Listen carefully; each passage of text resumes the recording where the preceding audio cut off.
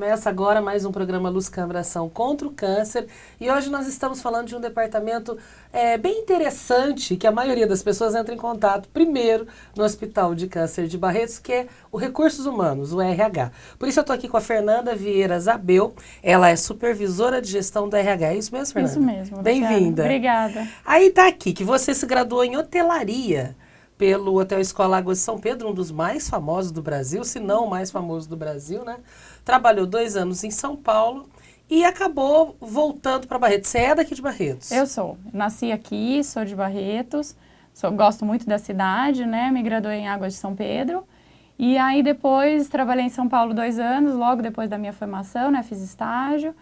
E aí, na sua área? Na minha área. Porque aí eu te apresento como supervisora de RH e não é a sua área não, de especificamente. Atuação, não. E aí, por razões pessoais, eu retornei a Barretos.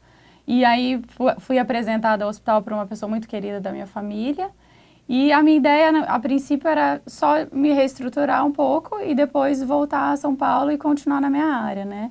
Mas aí eu me apaixonei pelo hospital, pela filosofia, pela maneira como os pacientes são tratados aqui. Mas quando a gente vai fazer faculdade de hotelaria, a gente tem alguns sonhos, né? Trabalhar Sim. num grande hotel, numa rede conceituada, numa rede mundial. Aí você vem para um hospital. A diferença não é muito grande ou não? Não. Até mesmo no ramo, na hotelaria mesmo, a gente tem a especialização em hotelaria hospitalar. Então, hoje, os grandes hospitais, né, ele tem toda essa... É praticamente um hotel também. É um lugar onde se hospeda também, Isso, né? É um lugar Por onde se outros hospeda motivos. também. Inclusive, a gente dá alguns treinamentos para as recepções, no mesmo formato dos hotéis, a recepção tem que ser tão calorosa quanto nos hotéis, né?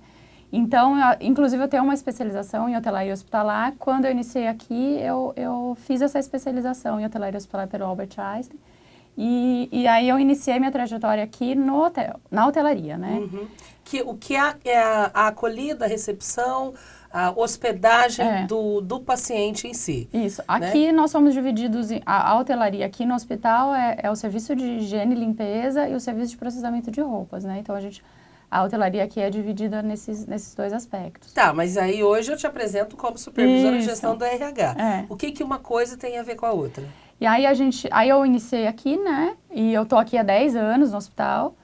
E aí depois de cerca de 4 anos, mais ou menos, na hotelaria, na época eu procurei a coordenadora de RH, e eu me interessava muito pelo trabalho que o RH desenvolvia aqui, pelo cuidado com que eles tinham com os colaboradores.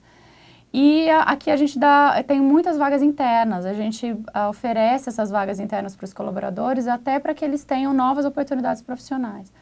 E na época ela falou, olha, Fernanda, caso tenha alguma vaga interna, concorre à vaga, procura um MBA na área para você se especializar melhor na área, né, como era muito fora da minha área de formação. E eu segui o conselho dela, fiz um MBA em gestão de pessoas pela Fundação Getúlio Vargas. E aí eu concorri à vaga interna e comecei como analista, né, de treinamento e desenvolvimento, que era a área que nós tínhamos na época. E aí, desde então, tô lá até hoje. Aí depois de, se eu não me engano, 2, 3 anos, aí eu fui promovida, né, e tô há 1 ano e 2 meses na coordenação. Tá. Quando a gente fala de recursos humanos, até eu falei no começo do programa que é, muitas vezes, o primeiro departamento que a pessoa tem contato. Sim. Porque eu imagino o número de currículos que vocês recebam, o número de ofertas de mão de obra, né? Sim. Que vocês recebem. Muita gente pede emprego no Hospital de Câncer. Muita gente pede. Muita gente em Barretos e na região, e no Brasil, hoje a gente pode dizer, sonha em trabalhar no Hospital de Câncer. Né? Como é que é esse processo? Quantos currículos? Você tem ideia? Olha, de quantos são vocês muitos recebem por mês? currículos, Luciana. Nós temos várias formas de receber esses currículos e a gente recebe pelo nosso site, né? Que a gente tem um site, a gente tem uma parceria com vagas.com. Então, quando a pessoa entra no site, a gente tem o trabalho conosco e o próprio site direciona esse candidato para o vagas.com, que é onde as vagas estão inseridas, e lá a gente tem acesso a todos esses currículos. Muitos currículos são entregues nas portarias do hospital, então os controladores de acesso, eles já sabem, já nos entregam esses currículos. Já são orientados a pessoa chega lá com o papelzinho. Aí eles guardam, a gente pega sempre uma vez ao dia esses currículos. E a gente também tem através do nosso e-mail, que é o equiperh@hcancerbarretos.com.br, que é um e-mail, né, que ele direciona para toda a nossa equipe, então para todas as recrutadoras. Então, aí isso já dá acesso a toda a equipe para esse currículo. E você tem noção de quantos chegam? Olha, Luciana... Lógico que a gente sabe que tem muitos. época, igual assim, começo de ano, De certamente ano, é mais, carnaval, né? Aí tem aquelas épocas de férias que é um pouco menos, né? Tem sempre essa... Depende muito da vaga que a gente disponibiliza, da especialidade que a pessoa precisa ter, né? Então, esse número depende muito de cada vaga que a gente recruta. Hoje, como a gente tem um instituto de ensino e pesquisa aqui dentro do hospital, as pessoas que trabalham nesse local têm que ter uma especialização diferente, mestrado muito diferenciado, doutorado.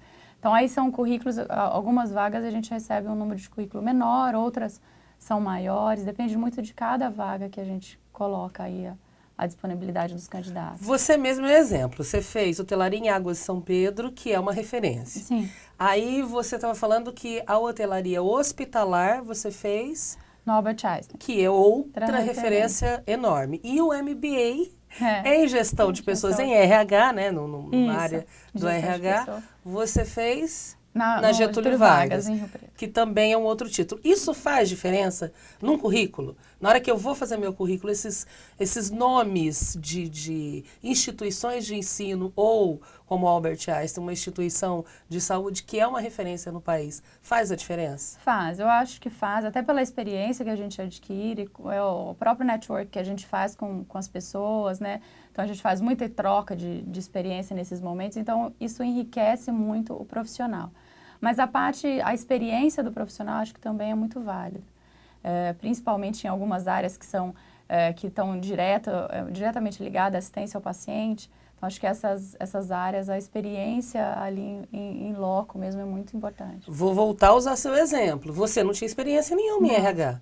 E por que você quis migrar para essa área? Foi uma decisão sua mesmo? Foi uma decisão minha mesmo. Por quê? Por ver a maneira como o RH funcionava aqui no hospital. Acho que a atenção dada aos colaboradores é muito diferente. Os nossos programas são todos voltados a ouvi-los, a entender o que eles querem, a estar próxima deles.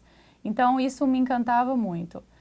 Então, foi uma decisão minha na época de olhar, eu achei que na hotelaria eu já tinha feito o meu papel, que ali eu já tinha aprendido muitas coisas, e eu queria contribuir mais com o hospital e também com o meu currículo.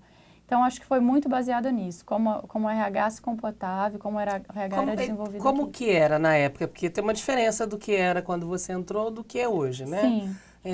Fala rapidamente dessa diferença. Olha, eu acho que hoje a gente procura manter mais ou menos a mesma coisa no sentido de estar próximo dos colaboradores, de fazer os projetos direcionados a eles.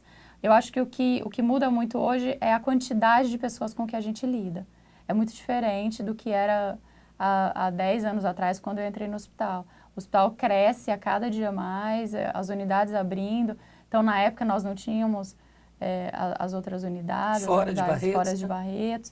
Então, hoje, essa questão é diferente. Então, porque a gente tem essa atenção, a gente está com a equipe aqui de Barretos, mas a gente tem as outras equipes nas outras unidades, então a gente faz uma... Quantos colaboradores ao todo? Assim? A gente fala colaboradores e as pessoas às vezes não ligam, são os empregados, né? As pessoas que trabalham, os trabalhadores do hospital. Nomenclatura, né? E aí hoje se fala esse termo mais adequado que é o colaborador, Isso. né? E hoje nós estamos em cerca de 3 mil colaboradores, né? Ao todo, 6 mil? 3 mil. 3 mil pessoas. Todos, mais ou menos, a gente está em cerca de 3 mil colaboradores e aí isso em todas as unidades, né? Então, a gente contando as unidades aqui de Barretos, que é o Hospital São Judas. É uma grande empresa. É uma grande empresa. Que gera 3 mil empregos diretos. Isso. Nós estamos falando aí de 3 mil famílias. Isso. Não só de 3 mil pessoas, né? Porque nós temos aqui pais de família, nós temos mães de famílias, muitas vezes famílias e famílias, chefiadas às por vezes, mulheres, inteiras, né? trabalhando aqui dentro do hospital, né? Porque a gente tem vários casos... É uma filosofia que o hospital permite, porque há empresas que não permitem marido e mulher, que não permite pai e filho trabalhando. O hospital já é o contrário, ele até incentiva isso. Incentiva. A gente, inclusive, tem uma caixa exclusiva para currículos de colaboradores.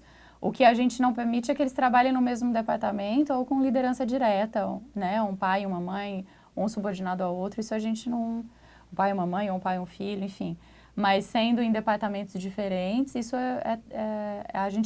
somos favoráveis a isso. E a gente estava conversando esses dias com o diretor-geral do hospital, com o Henrique, e ele tem um certo orgulho quando ele vê que um porteiro formou um filho médico, às vezes, ou um filho enfermeiro, exatamente já pensando no hospital, né? Quando uma telefonista tem um filho que trabalha num outro setor, geralmente já com uma formação universitária, pensando no hospital. Isso é uma filosofia interna. É uma filosofia interna. Inclusive, nós realizamos um café da manhã com o seu Henrique, né? E após 6 meses de casa, e conforme a agenda dele, a gente faz esse café da manhã para aproximar a diretoria, né? O próprio seu Henrique, a figura dele, com os colaboradores.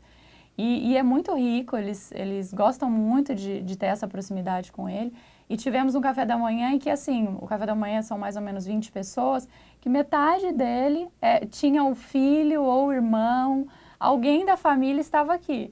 Aí ele ainda brincou com a gente e falou, nossa, vocês estão contratando só os familiares e tal, mas a gente percebe que é algo que ele também gosta muito e nós também gostamos muito. Porque o resultado é bom. E a família fica segura, né? O filho está aqui trabalhando, não está fora. Então, é uma segurança que traz. A gente tem muito. Às vezes eles passam na RH, Fernanda, eu preciso falar com você, entregar o currículo da minha filha. E a gente atende, a gente procura, dentro dos processos, lógico, eles participam do processo de recrutamento normal, mas dentro disso a gente dá uma atenção. Processo de recrutamento. Né? Daí é uma coisa que as pessoas têm muita curiosidade de saber. Se quando ela traz o currículo e entrega para o porteiro, se esse controlador de acesso realmente respeita esse papel que ele recebeu, se quando ela manda para o e-mail vai chegar mesmo na sua caixa de e-mail. Então a gente vai voltar no segundo bloco, nós vamos fazer um intervalo agora. Se você já deixou o currículo no hospital ou está pensando em deixar, não perca o segundo bloco, a gente volta já já.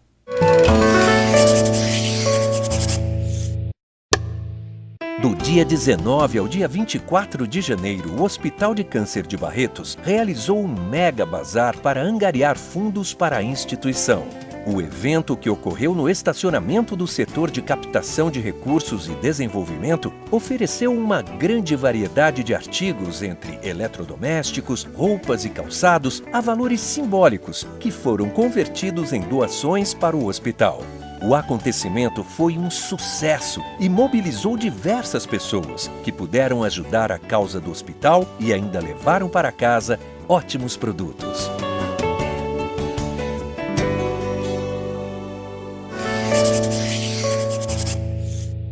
Nós voltamos, programa Luz, Câmera, Ação. Nós estamos agora nesse segundo bloco entrevistando a Fernanda Zabel, supervisora de gestão de RH, que é Recursos Humanos. Eu estava comentando com você no intervalo que antigamente mesmo, não que eu tenha idade para lembrar disso, mas a gente falava em departamento pessoal, né? Isso. Era o DP. Você passa lá no departamento pessoal. Não era bom ouvir isso dentro de uma empresa. Aí hoje a gente fala em RH e a gente já está falando em gestão de pessoas, que é um outro termo também um pouco mais atual, né? Qual que é a diferença desses termos? Olha, aqui hoje nós somos bem divididos, assim, o RH e bem divididos no sentido de trabalho, mas somos muito próximos em relacionamento, porque um é o braço direito do outro, né? Mas aqui somos divididos, o RH faz gestão de pessoas, né, que é recrutamento e seleção, treinamento e desenvolvimento, remuneração, transferências. Então, essa parte é toda com a gente, gestão de pessoas. E o DP faz toda a parte de folha, controla os afastamentos. Documento mesmo, Isso. né? A contabilidade, o papel, né? E a gente tem uma parceria também muito forte com o SESMIT aqui, né? Que a gente tem reuniões, inclusive, semanais, aí que a gente temos um elo aí de ligação significativo também com o SESMIT é quem cuida da saúde, do trabalhador, do colaborador. Do colaborador. Porque há uma preocupação também com isso, né? Sim, lógico, sem dúvidas. Tá. E a gente estava falando no bloco anterior, que está todo mundo curioso para saber, quando eu venho e entrego o currículo na portaria, ou quando eu deixo o currículo lá no site do vagas.com, ou quando eu mando, que eu conheço alguém, algum departamento, e mando por e-mail para essa pessoa especificamente, não diretamente para RH.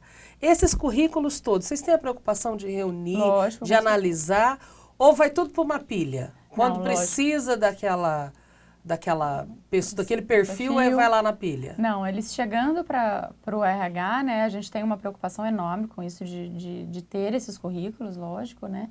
E aí a gente, imediatamente no primeiro dia mesmo, diariamente a gente separa esses currículos por área e esses currículos são arquivados para quando a gente tiver a necessidade de recrutamento, né? Porque, assim, você disse, o hospital está crescendo muito. E numa velocidade muito maior que a maioria das empresas Sim. que a gente conhece, né? Então, recrutar pessoas para ocupar as vagas que surgem com esse crescimento também não deve ser fácil. Não é uma tarefa fácil, mas a gente procura fazer o melhor e a gente sempre faz um processo de recrutamento e seleção muito próximo da liderança imediata da área, que é quem está com esse colaborador diariamente. Então, é um processo em conjunto, né? Uma parceria do RH com as lideranças do hospital. Então, essa vaga sendo aberta, o líder participa também diretamente com a gente desse processo.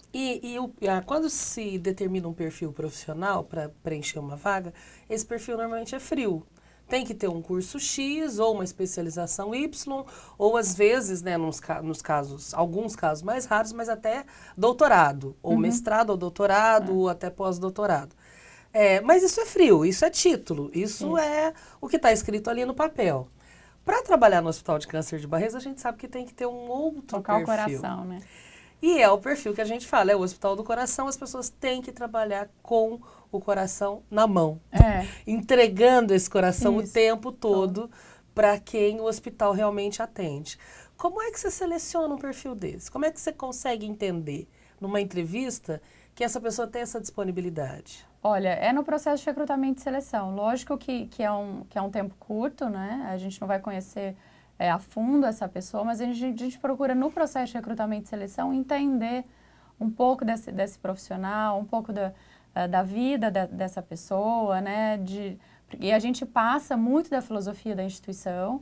Em alguns casos, a gente inclusive leva o candidato até o local de trabalho para ele conhecer como é essa rotina diária, que é algo que a gente acha também muito importante, porque às vezes ele tem uma visão externa de como é o trabalho, uma opinião que talvez não seja a certa. Então, em alguns casos, a gente leva inclusive o candidato para o local de trabalho para ele conhecer, em loco mesmo, como é esse dia a dia, como são esses pacientes. Mas a gente procura dizer tudo isso no processo de recrutamento e seleção. A gente fala muito da filosofia no processo, na própria integração, isso é muito falado, para a pessoa entender que a partir daquele momento é entrega. É entrega mesmo, é gostar de cuidar do próximo, é cuidar de fazer a diferença na vida das pessoas. A gente costuma dizer que não é uma fábrica de sapato, é um lugar onde a gente cuida de pacientes que estão aí doentes. Então, é muito diferente, é ter que se doar mesmo, E já aconteceu de você ter, assim, lógico, né, vários candidatos para uma única vaga ou para 2 vagas. E você abrir mão de títulos ou de grifes, como a gente estava comentando no bloco anterior, das grifes de educação e de estágios. Você abrir mão disso para contratar alguém que não tenha essas grifes todas, esses títulos todos no currículo, mas que entendeu a filosofia? Olha, isso acontece muito com os processos internos. Com os processos internos, como eu tinha dito, a gente somos muito favoráveis, faz parte da filosofia do hospital, esse recrutamento interno.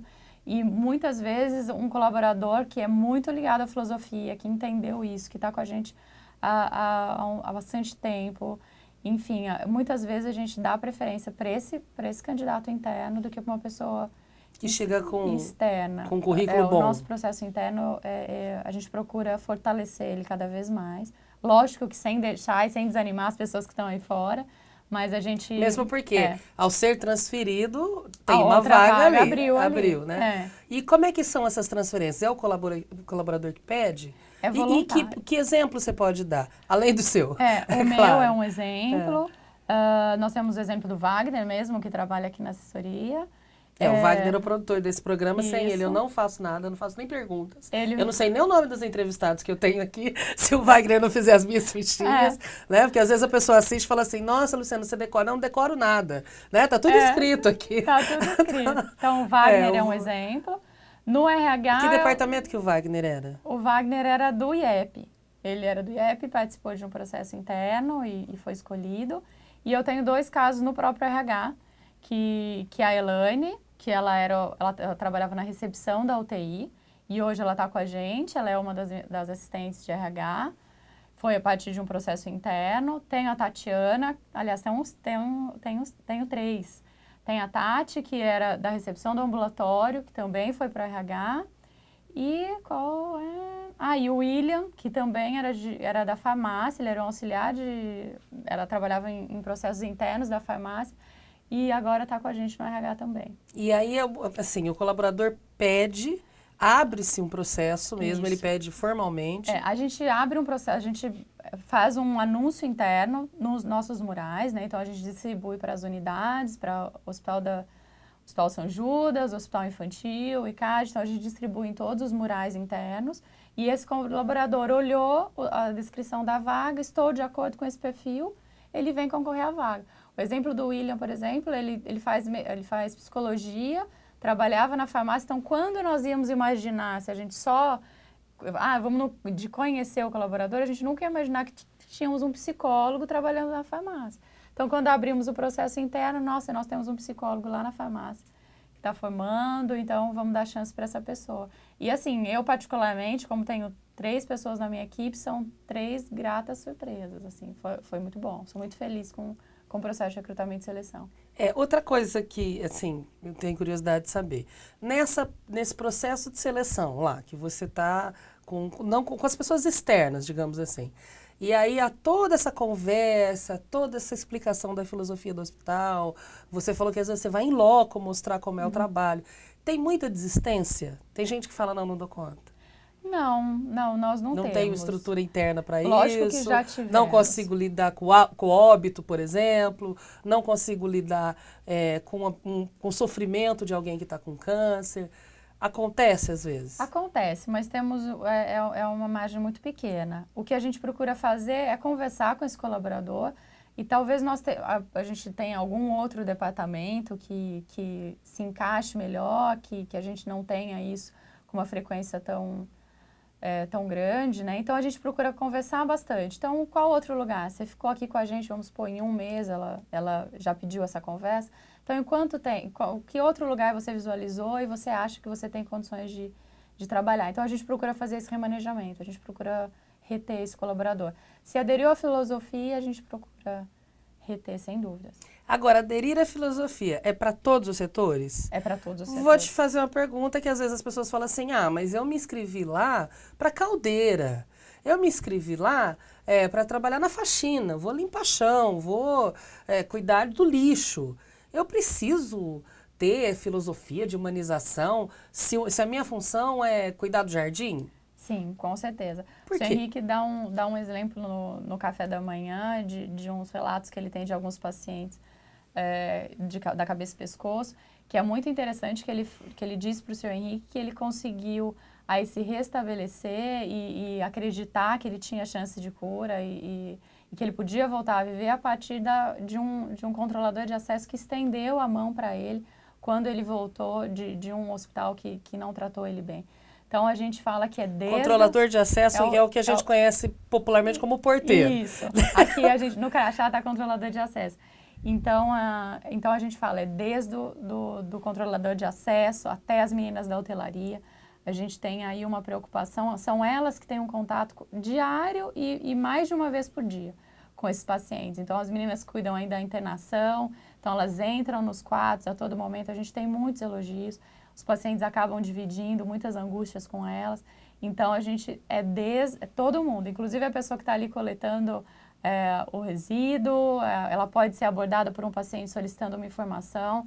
Então, essa pessoa precisa de Nós tivemos aqui no paciente. programa o Dr. Luiz Fernando contando da história de uma menina que entrava todos os dias no quarto do infantil para fazer a limpeza do quarto, a higienização completa do quarto. E é uma higienização cuidadosa, não é uma coisa que se faz em 2 minutos. Sim, lógico. E nesse período ela trocava 2, 3 palavras com a mãe. E quando a mãe perdeu o filho, ela chorou nos braços desta mulher, quer dizer, da faxineira, né? É quem acolheu a dor daquela mãe que tinha acabado de perder o filho. Então, até essas pessoas precisam estar preparadas. Precisam, né? Todas. A gente fala muito sobre reuniões multidisciplinar, que são reuniões que participam desde as meninas da hotelaria até o médico, para exatamente isso, para inserir todas as pessoas nesse contexto. E a gente tem um exemplo na medicina nuclear de uma colaboradora da hotelaria que, por participar dessas reuniões, ela sabia de determinado contraste que o paciente podia ou não podia tomar, não vou saber explicar exatamente essa questão mais técnica. E o paciente estava em jejum e ele distraidamente ia tomar esse contraste e não podia. E aí ela abordou, correu, chamou a enfermeira, olha, o paciente está querendo tomar água, não pode, ele está em jejum. Então, por participar dessas reuniões.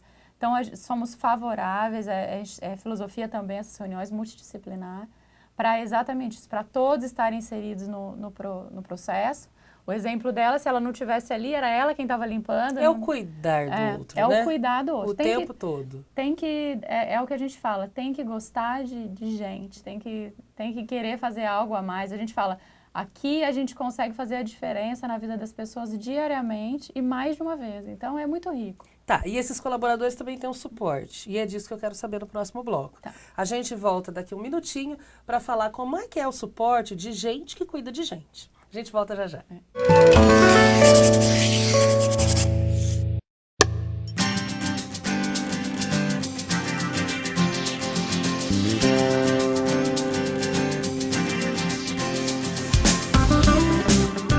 A patologia é a área da medicina que estuda os diversos tipos de doenças e as alterações que elas causam no organismo. Apesar de geralmente o médico patologista não ter contato direto com o paciente, ele e toda a equipe do departamento de patologia são essenciais para guiar os profissionais na confirmação diagnóstica.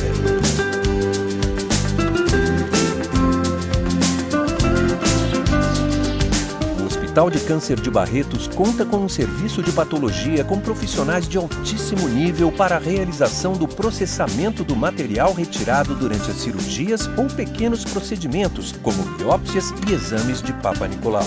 Por isso, não se esqueça, seja na oncologia ou em outros tipos de tratamento, é com o apoio deste profissional que é possível oferecer um diagnóstico preciso aos pacientes.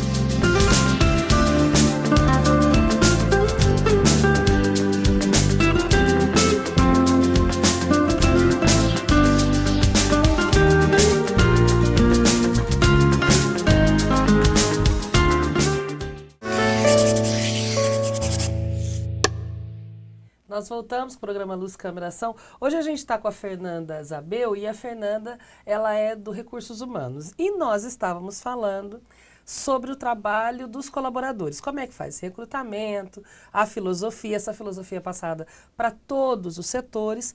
Agora, são colaboradores que têm que ter essa dedicação, como você disse. Sim. O coração na mão o tempo todo, a entrega para o outro o tempo todo. Quem cuida dessas pessoas que cuidam das outras pessoas? Os pacientes chegam, e as famílias dos pacientes chegam muitas vezes em situação complicada emocionalmente. Mas lidar com a emoção do outro também mexe com a sua, né? Sim, lógico. Como é que é o trabalho interno? Olha, nós temos vários projetos que são internos, projetos aqui do RH, né? E que a gente procura dar esse suporte e ter uma abertura. A gente, inclusive no Café da Manhã com o seu Henrique, a gente diz muito isso, que o RH está sempre de portas abertas. Então, em alguns momentos a gente recebe colaboradores, olha, vamos transferir de departamento, como a gente disse no bloco passado. Então, a princípio, as portas estão sempre abertas. E a gente tem alguns outros programas que a gente incentiva essa proximidade e essa questão de ouvi-los, de dar as sugestões daquilo que pode ser melhorado, daquilo que a gente pode fazer para ajudá-los, né? Inclusive, na unidade de cuidados paliativos, a gente tem um programa que eles falavam muito, gente, a gente precisa de alguém para nos ouvir, alguém para a gente dividir essa rotina aqui da unidade. Então, a gente tem uma profissional que ela vem semanalmente para ouvir esses colaboradores e a gente procurou fazer em horários diferentes, para que todos fossem atendidos, para que todos passassem por esses encontros. Ela é profissional de que área? Ela é uma psicóloga e ela atua exatamente dando suporte nessa área. Ela não tem contato com os pacientes, Não, apenas com os ela colaboradores. cuida de quem cuida. Ela cuida de quem cuida. Cuida de quem cuida. Então, nós temos tido...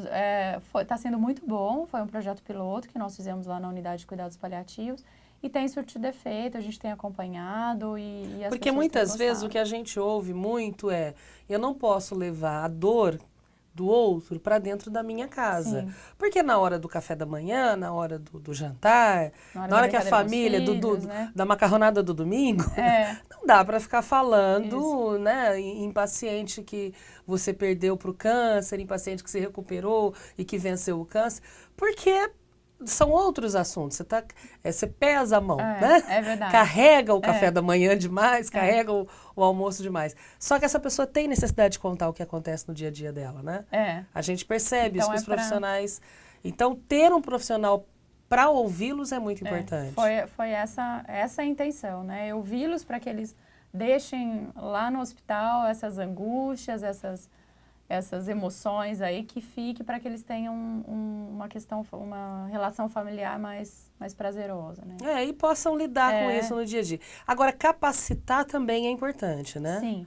A gente tem a principal LNT, que a gente chama internamente, né? Mas que são o levantamento de necessidade de treinamento, que a gente faz esse controle aí 2 vezes ao ano, né? Então, o que significa isso? A gente entra em contato com a liderança e a liderança nos passa toda essa necessidade de treinamento técnico, comportamental, para que a gente consiga realizar esses treinamentos, né? Então, isso é feito, a VEB é aprovada pela diretoria, a gente incentiva bastante que as pessoas façam essa reciclagem e os comportamentais são feitos por nós e quando é alguma coisa que foge do nosso conhecimento, a gente contrata alguma pessoa externa, como foi o caso lá do processo que a gente faz no cuidados paliativos, né? Mas normalmente a gente faz dessa maneira. A gente faz essa conversa. Mas assim, só para esmiuçar o que você acabou de dizer. Você falou que os treinamentos, por exemplo, alguns são feitos internamente. Sim. Né? Então tem cursos internos aqui, tem reuniões, tem treinamento, tem cursos internos. Isso. E tem os externos. E tem os externos, que aí, como estamos falando de área da saúde, né? Tem muitos simpósios, congressos, que aí o pessoal costuma ir para... E o hospital banca isso para os seus profissionais. Isso, a gente tem um controle interno, lógico que tem alguns critérios, né, para esses congressos, para esses simpósios serem aprovados. Isso faz parte da política de gestão de pessoas, mas a gente ajuda, com certeza, esse colaborador a ir para esses congressos, para esses simpósios. E alguns, inclusive, fora do país. Isso, alguns inclusive fora do país, que nós temos 2 grandes parcerias, né? Agora nós estamos indo para a 3ª, então alguns colaboradores inclusive já foram para fora do país. E o ano passado nós iniciamos uma parceria com o Senac, que está sendo muito significativa para a gente. E aí a gente já começou com alguns cursos pela gratuidade, então o Senac vem até o hospital e fornece esse curso. Nós iniciamos em recepção em meios de hospitalidade, que nós fornecemos para os colaboradores de todas as recepções do hospital. Então, que são várias, né? São várias. Muitas. E eles precisam se reciclar, né? Eles precisam aí se atualizar. Então, aí o Senac veio para dar essa parceria. Então, está sendo muito legal. A gente está indo para o 2º curso já ministrado pelo Senac, o que para a gente foi uma grande alegria. E essas parcerias que eu acho que enriquece bastante. Tá. Fora isso, quem vai por conta própria, quem vai lá e resolve... Tem ensino médio, resolve fazer sua primeira faculdade, ou fazer uma especialização, ou fazer um mestrado. Essas pessoas, elas têm um incentivo também do hospital. Elas podem, no final da conclusão desse curso, receber um prêmio. Tem isso também. A gente tem esse prêmio no final do ano. Eu comecei, inclusive, no hospital fazendo entrega desse prêmio como colaboradora, como voluntária, né? E a gente, no final do ano, a gente tem aí um prêmio para os colaboradores que completam 10 anos de casa, que concluem um mestrado e o doutorado. Então, eles são premiados no final do ano e pode parecer que são poucas pessoas que recebem prêmio dos 10 anos, mas são muitos colaboradores, graças a Deus. E esse incentivo é para que a pessoa não pare nunca de estudar, É. não pare nunca de tentar buscar um aperfeiçoamento, mesmo seja por conta própria. Mesmo que seja por conta própria. E como é que é esse prêmio? É um troféu? Eu sei. É. Né? As pessoas de casa não é uma coisa muito divulgada, porque é um evento interno, né? É. Como é que é? A gente é uma premiação, mas em dinheiro mesmo, né? A gente dá essa premiação em dinheiro para esses colaboradores. Você pode falar de quantos são aqueles cheques que estão nos envelopes?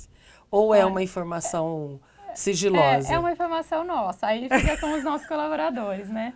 E aproveitando de falar desse incentivo com a questão dos estudos, a gente tem um financiamento estudantil que a gente titula internamente, que a gente ajuda esses colaboradores na graduação.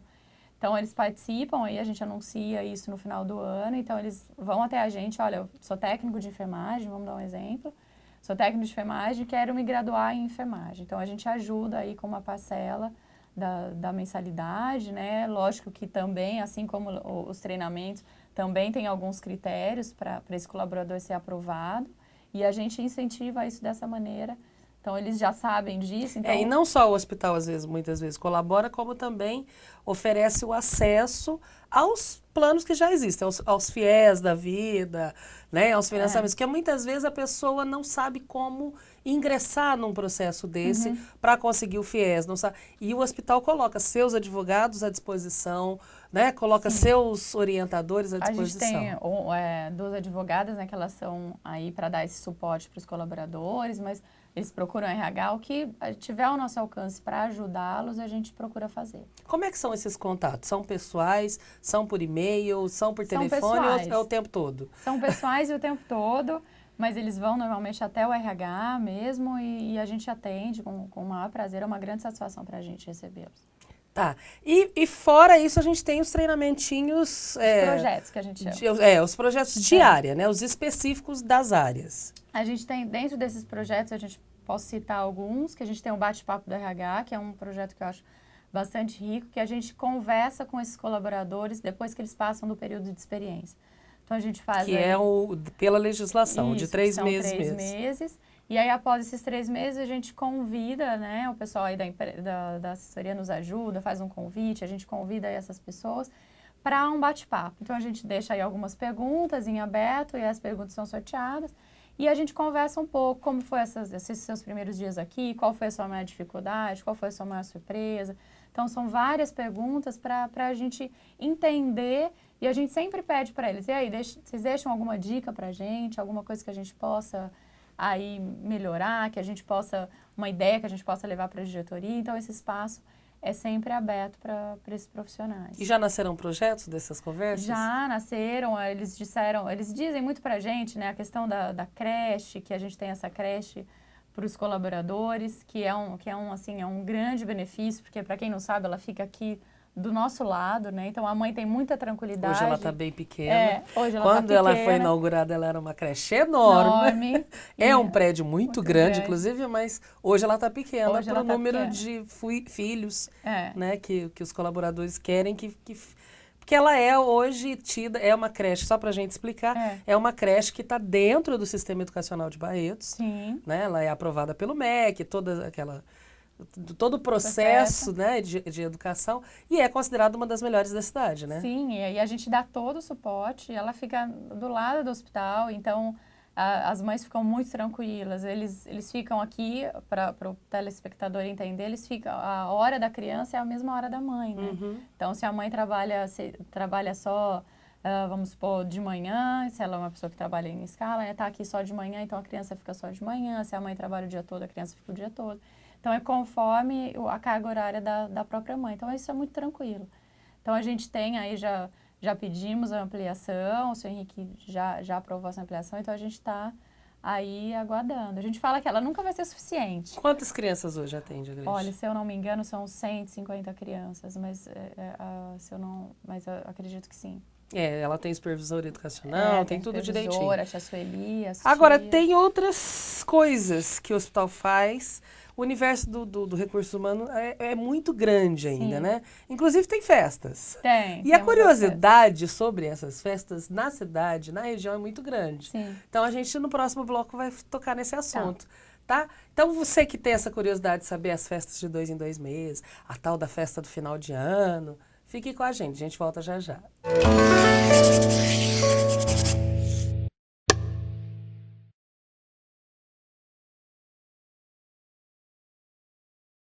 Câncer de testículo é uma doença que acomete o testículo. O testículo é um órgão que fica localizado dentro da bolsa testicular. Sim, sua principal causa do câncer de testículo é a não descida do testículo à bolsa testicular. O que é isso? Durante a gestação, normalmente o testículo ele se aloja dentro da bolsa testicular, mas em alguns homens, algumas crianças, não ocorre adequadamente essa descida e esse testículo acaba se localizando normalmente dentro do abdômen. Isso faz com que desenvolva o tumor do testículo. Então é de suma importância, ao nascer das crianças, fazer esse exame, fazer a palpação do testículo na bolsa testicular. Caso esses pacientes não tenham esse testículo, procurar um pediatra e procurar conversar a respeito.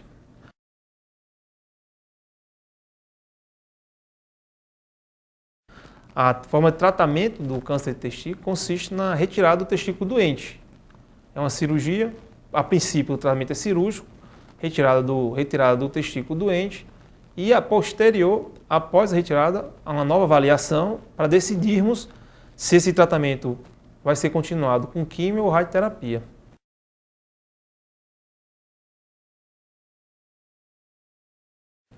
E a melhor forma de prevenção é o diagnóstico precoce, que consiste no autoexame do testículo.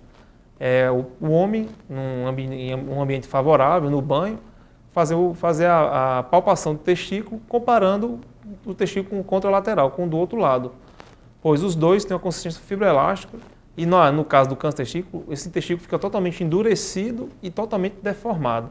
Então, o que é importante é o autoexame do testículo. Fazendo diagnóstico precoce é a maior chance de cura desses pacientes. Os pacientes chegam a atingir 99% de cura do câncer testicular.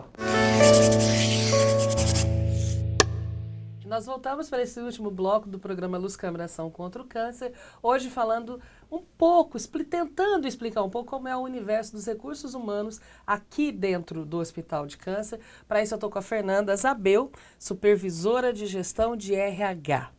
A gente estava falando muito dos colaboradores. Sim. E que há todo um cuidado de cuidar deles, de sempre atualizar profissionalmente essas pessoas.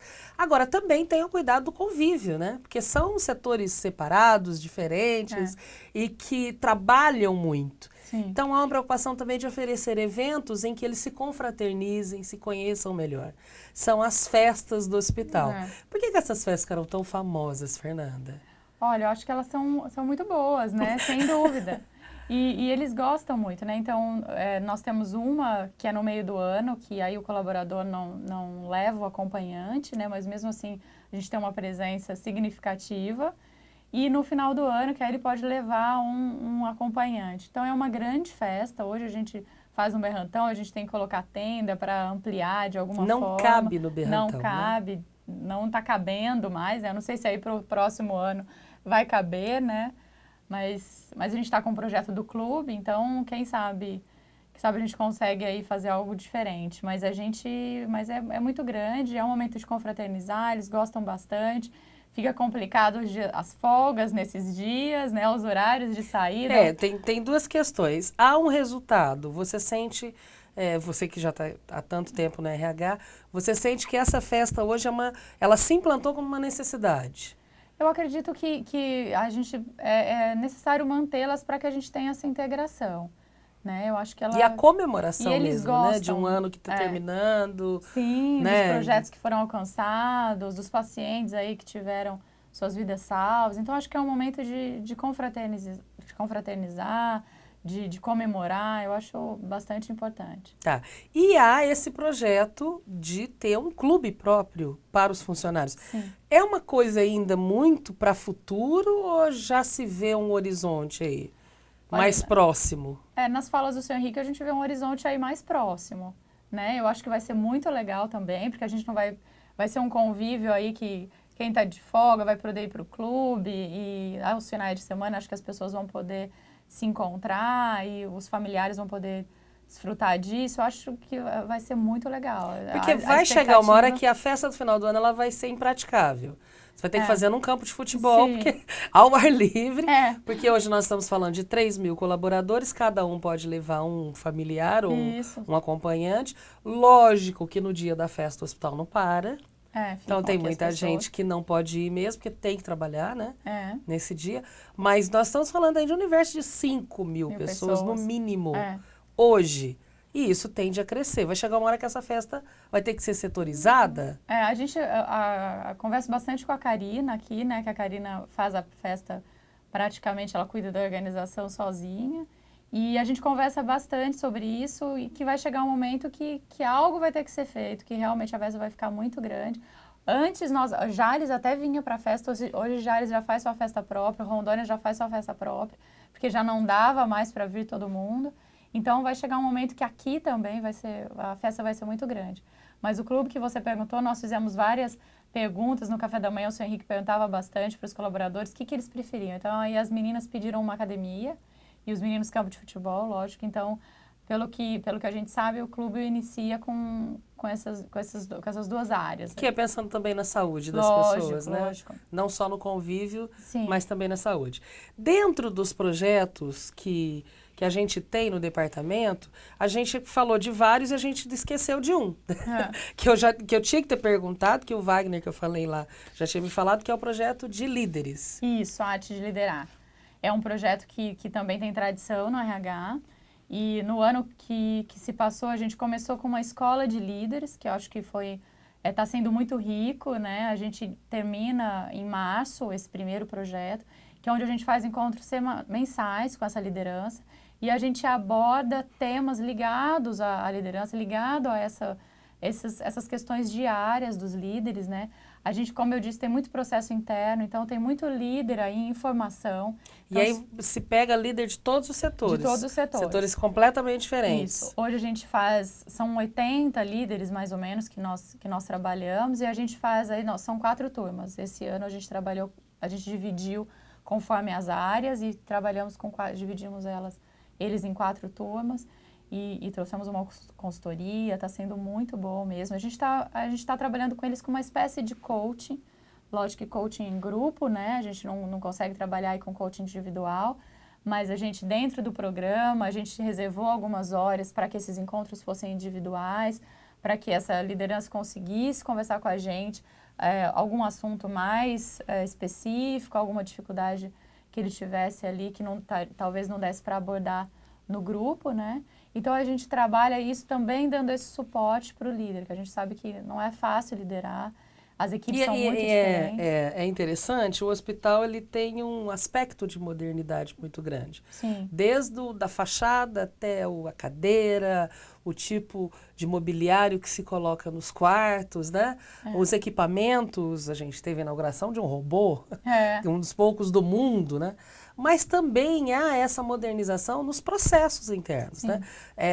Não existe chefe de setor. Não. Existe líder, existe coordenador, porque isso também é uma linguagem, hoje é uma filosofia dentro do que se há de mais moderno quando a gente fala em grupos humanos, né? Em relacionamento de trabalho. E a gente procura ensiná-los e dar esse suporte para que a gente tenha isso dentro da filosofia, né? Porque não adianta a gente tratar bem o paciente e não tratar bem o colaborador, né? Então, são as duas coisas. Então, nós entrevistamos ainda uma candidata ontem, que ela disse, a gente sempre, foi uma das perguntas, o que fez você vir fazer essa entrevista? Ela, olha, muito foi ouvindo como é o clima organizacional. O clima organizacional de vocês é muito bom, do médico para o enfermeiro, do enfermeiro para o técnico de enfermagem, assim por diante. Então, a gente fica muito feliz de ouvir que além de ser o Hospital do Amor, o nosso clima organizacional também é reconhecido aí fora. E é também baseado na humanização. Na humanização, né? sem Porque dúvida. Vocês, assim, estamos tratando de seres humanos, mas nós somos seres humanos, Sim, né? lógico. Ela disse que ainda, inclusive, eles usam ainda lá, a gente tem que tratar os nossos pacientes aqui como Barretos trata os pacientes deles. Então, isso é muito gratificante para a gente. Então, a gente tem que cuidar dos pacientes, mas também não esquecer de quem está cuidando. A gente está em começo de ano. Sim. E quando né, essa temporada agora, algumas pessoas tiraram férias, estão voltando e tal, é a temporada de fazer planos para implantar, atingir metas nesse ano. O RH tem qual filosofia para 2015? Olha, para 2015 nós temos um grande desafio, que é o plano de carreira, né? Isso foi bastante abordado no final do ano e a gente startamos isso, a gente iniciou esse projeto buscando essas consultorias. Então, é um trabalho a curto, médio e longo prazo, é algo que a gente tem como principal meta para 2015. E a gente tem um outro programa que também partiu de ideia aí dessas conversas que a gente tem com a liderança, que é o plano de sucessores, que nada mais é do que hoje preparar alguém para deixar, para me substituir. E a gente fala muito, não é me substituir se eu sair, se eu for desligado, enfim.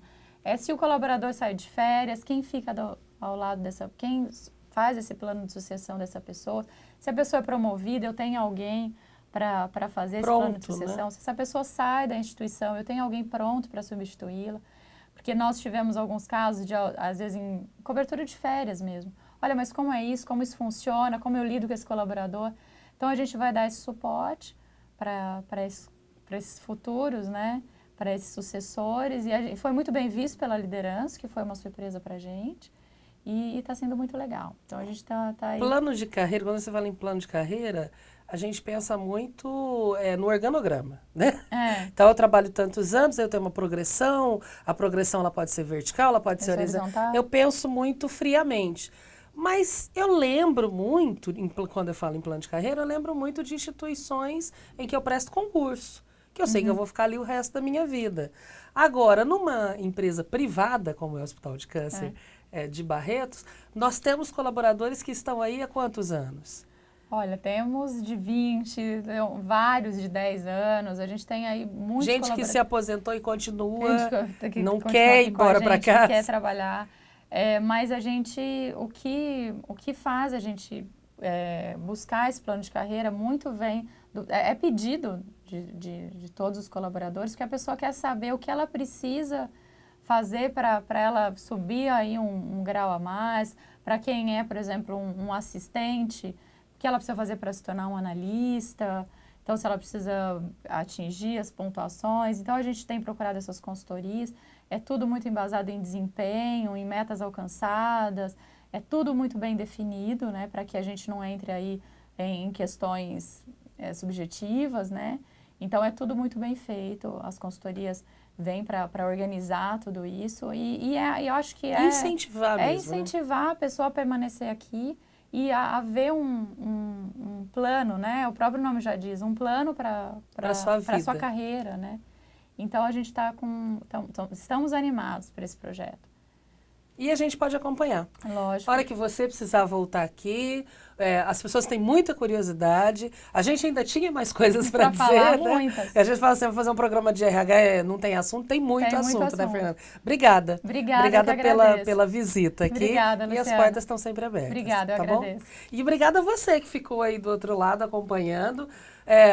Quer mandar o currículo? Já sabe as maneiras. E se tiver alguma dúvida, vai lá no Facebook, vai lá no nosso site, assista de novo o programa, assista outros programas que estão à disposição no YouTube. É só acessar hcancerbarretos.com.br. A gente volta no próximo programa e até lá.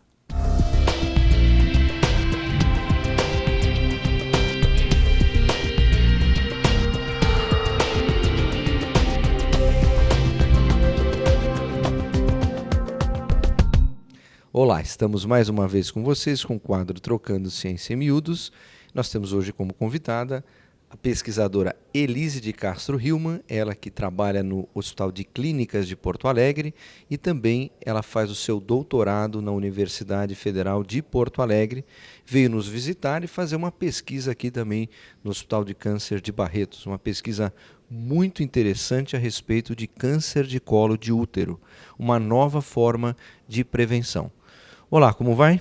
Tudo bem, prazer estar aqui, assim, numa instituição tão renomada, conhecida pelo Brasil inteiro, né?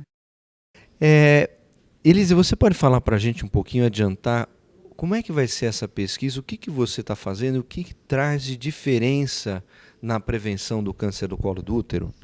Bom, então a pesquisa é muito simples. O que a gente busca é dar acesso a pacientes que moram principalmente em zonas mais afastadas. A gente busca realizar o exame pela fotografia.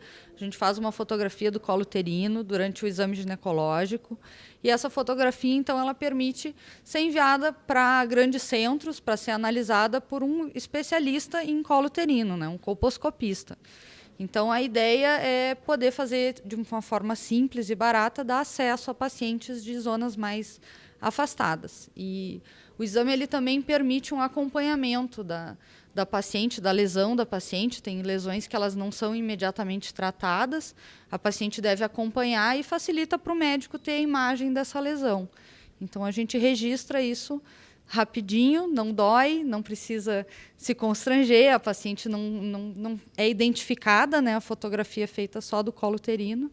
Então, é isso que o método busca, facilitar o acesso à prevenção. Então, essas mulheres que têm o exame do Papa Nicolau alterado precisam fazer o exame chamado colposcopia, e é nesse momento que, então, que você faz a sua pesquisa. Você tira uma fotografia, isso? É uma fotografia com qualquer câmera de máquina fotográfica, por exemplo? Sim, a gente busca fazer da maneira mais simples. Durante o mestrado, agora eu faço o doutorado, mas na primeira etapa, então vou mostrar aqui para o pessoal, a gente utilizava essa câmerazinha, que é uma câmera bem simples, né? Muita gente tem acesso, e a ideia é utilizar uma câmera bem simples, realizar com qualquer máquina para ficar mais fácil. No doutorado, eu até uso uma câmera um pouquinho mais requintada. Às vezes, os pacientes se assustam um pouco que ela é grande, mas não faz diferença. O que interessa é realizar a imagem do colo para prevenção. E aí você quer comparar o exame da colposcopia com as imagens da fotografia? Você acha que isso vai funcionar? Ou seja, você comparar a colposcopia, que é o exame que o médico faz, com a fotografia normal? Isso, a gente quer comparar e ver se o exame tem exatamente a mesma qualidade, se é melhor, de repente, né?